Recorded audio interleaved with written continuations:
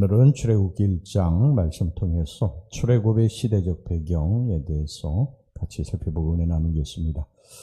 이 출애굽기는 말 그대로 이스라엘 백성들이 400년 이상을 살았던 애굽을 떠나는 것을 기록하고 있습니다.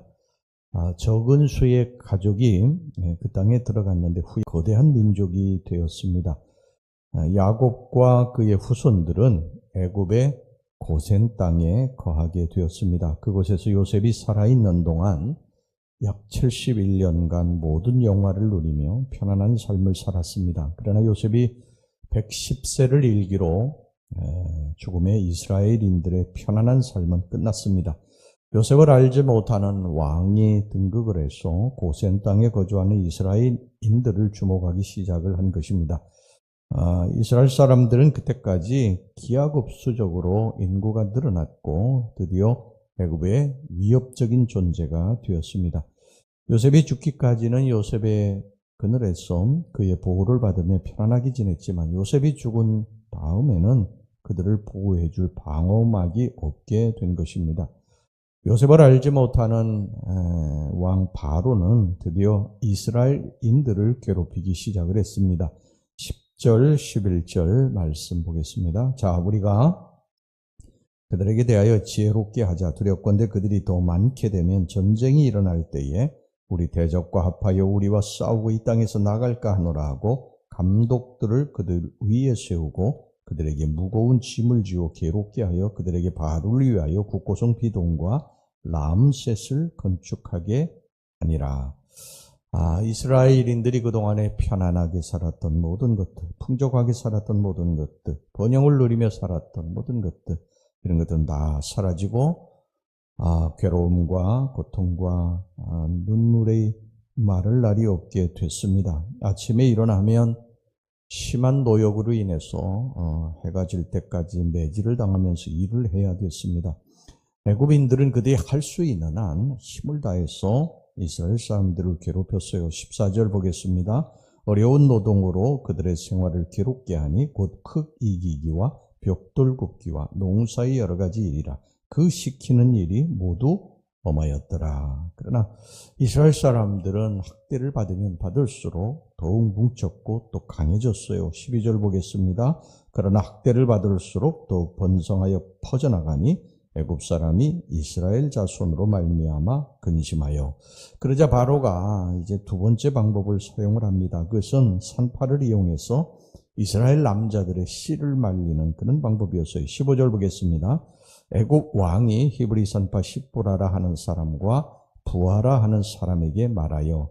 히브리 산파 십부라와 부하는 모든 이스라엘의 산파를 감독하고 있었을 것입니다. 그들에게 바로는 이렇게 말을 했어요. 16절 이르되 너희는 히브리 여인을 위하여 해산을 도울 때에 그 자리를 살펴서 아들이거든 그를 죽이고 딸이거든 살려두라.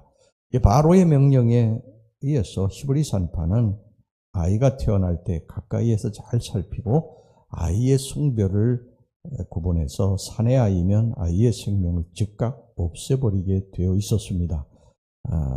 아이가 이제 첫 울음을 터뜨리기 전에 질식사 시킨 뒤 이 산파는 사산입니다. 아마 그렇게 말을 했겠죠. 이게 얼마나 자랑무도한 책략입니까? 그러나 산파들은요, 하나님을 경외하는 사람들이었어요. 바로보다 하나님을 더 두려워했습니다. 17절 보겠습니다. 그러나 산파들이 하나님을 두려워하여 애굽 왕의 명령을 어기고 남자 아기들을 살린지라. 두 산파는 하나님을 경외해서 바로의 명을 어기고 남자를 살려두고 바로에게 거짓말을 합니다. 19절입니다. 산파가 바로에게 대답하되 히브리 여인은 애굽 여인과 같지 아니하고 건장하여 산파가 그들에게 이르기 전에 해산하였나이다 하매. 이 일로 인해서 바로보다 하나님을 더 두려워하고 바로가 시키는 일을 하지 않은 이 두 산파를 하나님께서 복을 주셨다고 말씀을 하고 있습니다. 이례적으로 두 번씩이나 그 짧은 구절 속에 복을 받았다고 성경이 증거하고 있어요. 20절, 21절 말씀입니다. 하나님이 그 산파들에게 은혜를 베푸시니 그 백성은 번성하고 매우 강해지니라. 그 산파들은 하나님을 경외하였으므로 하나님이 그들의 집안을 흥왕하게 하신지라. 산파들에게 은혜를 베풀어 주셨고 또 그의 집안도 흥왕하게 해주셨다고 성경이 말씀하죠. 하나님의 축복을 받는 비결이 여기 명백하게 제시되어 있습니다. 보이는 사람보다 보이지 않는 하나님을 경외하는 백성이 복을 받는다는 것입니다. 하나님 우리에게 복 받는 길을 가르쳐 주셨어요. 그 길로 오라고 말씀을 하십니다. 그런데 사람들은 복 받는 길은 그쪽이 아니고 이쪽이라고 말을 해요. 그러나 우리는 당장 어리석어 보일지 몰라도 하나님의 말씀을 믿고 하나님이 말씀하신 길로 가야 됩니다. 우리 인생의 기준은 어떤 사람의 경험이나 지식이나 이런 것이 기준이 아니라 하나님의 말씀이 기준입니다. 그래서 내가 생각할 때 이것이 옳지 않은 것 같다. 이건 합당한 것 같지 않다. 이치에 맞지 않는 것 같다. 그래도 하나님의 말씀이면 그 말씀을 따라 순종하는 것이 복받는 비결인 줄로 믿습니다. 자, 바로는 드디어 이제 이것도 저것도 안 되니까요. 세 번째 방법을 씁니다. 그 뭐냐면 이스라엘 모든 사람들에게 자식을 낳을 때 사내아이면 나일강에 던져버리고 여자아이만 살리라고 명령을 내립니다. 이것이 그 유명한 모세가 나일강에 던져지게 된 시대적 배경이죠.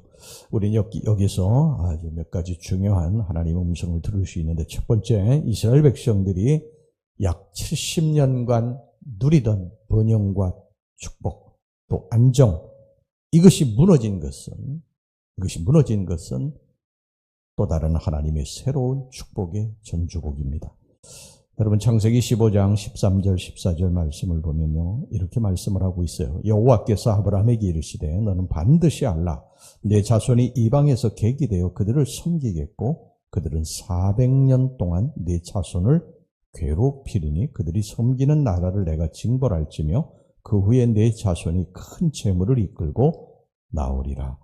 이스라엘 백성들이 요셉의 호의로 말미암아 애굽의 고센 땅에 거하게 된 것도 하나님의 섭리고, 또 그곳에서 안정된 생활을 하다가 노예로 전락해서 고통을 당하는 것도 하나님의 섭리 가운데 일어난 일입니다. 그들을 애굽에서 건져내가지고 젖과 꿀이 흐르는 가나안 땅으로 인도해 드리기 위한 전주국인 것입니다. 여러분, 우리에게 오는 고난은요, 대체적으로 두 가지입니다. 하나는 내가 잘못해서 오는 어려움이에요. 내가 잘못해서 오는 어려움은 하나님 앞에 회개하면 돌이키면 됩니다. 그러나 내가 하나님 중심으로 사는데도 믿음으로 사는데도 오는 어려움이 있습니다. 그런 어려움은 분명 하나님의 뜻이 있음을 기억하시기를 바랍니다. 더 좋은 것으로 축복하시기 위한 전주곡입니다. 이스라엘 백성들을 애굽에서 가나안 땅으로 인도하기 위한 전주곡으로 고통과 어려움이 왔듯이 우리에게도 하나님의 더 좋은 축복을 주시기 위한 고통이 찾아올 때가 있습니다. 낙심하지 마시길 바랍니다. 하나님의 더 좋은 뜻이 계심을 우리가 믿어야 됩니다. 하나님은 결코 우리를 잊지 않으실 것이다. 당신의 백성들을 잊지 않으실 것이다. 이것이 첫 번째 우리들에게 주시는 하나님의 음성인 줄로 믿습니다. 그 다음에 두 번째, 하나님은 결코 우리를 잊지 않으십니다. 이스라엘 백성들은요, 갑자기 찾아온 이러한 힘든 노예 생활 때문에 너무나 힘들어서 하나님께 부르짖었어요. 왜 그렇지 않겠습니까? 어제까지만 해도 남부럽지 않게 평안하게 안정되게 살던 사람들이 갑자기 노예로 전락해가지고 힘들고 고통스러운 삶을 살게 됐으니까 왜 탄식이 나오지 않겠어요? 우리들도 그렇지 않습니까? 어제까지만 해도 앞길이 창창하고 모든 일들이 다 안정이 되고 번영 속에 살고 풍요 속에 살고 그랬는데 갑자기 어려움이 닥쳐가지고 옴짝달싹도 못하게 될 때 우리가 얼마나 힘들어 합니까? 성경에 보면요, 그들이 하나님께 그 힘든 삶 때문에 부르짖었다고 그랬어요. 부르짖었다. 조용히 묵상기도한 것이 아닙니다. 부르짖는 것은 우리가 정말 너무 힘들기 때문에 부르짖을 수밖에 없는 거예요. 여러분, 금방 죽게 됐는데 우리가 뭐 조용히 어떻게 묵상하고 그럴 저기가 없는 것이죠. 그러니까 부르짖었다고 성경이 말씀을 하고 있어요. 출애굽기 2장 23절에 보면은요, 여러 해 후에 애굽 왕은 죽었고 이스라엘 자손은 고된 노동으로 말미암아 탄식하며 부르짖으니 그 고된 노동으로 말미암아 부르짖는 소리가 하나님께 상달된지라.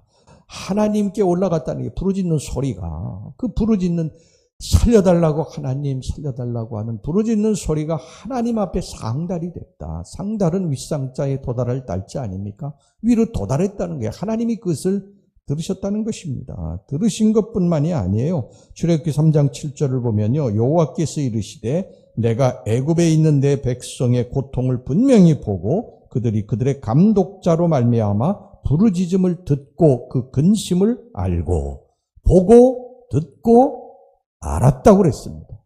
여러분, 지금도 하나님은 우리들의 부르짖는, 애타하면서 부르짖는, 우리의 상황이, 환경이 바뀌어서 너무 고통스러워 하나님 앞에 부르짖는 그 기도를 보고 듣고 아시는 것, 여러분 이것을 꼭 기억하시기를 바랍니다.